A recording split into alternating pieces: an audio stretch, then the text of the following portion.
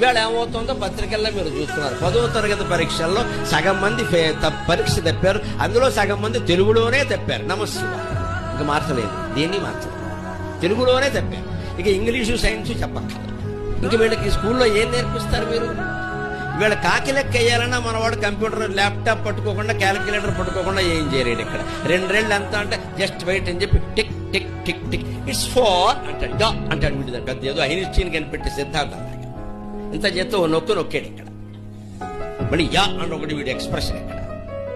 అప్పుడే మనం గొప్ప చెప్పేస్తాం, మా వాడు అప్పుడే కంప్యూటర్ నొక్కేస్తాడు. రేపు పొద్దున బేక్ కూడా నొక్కుతాడు, కంగారు పడక.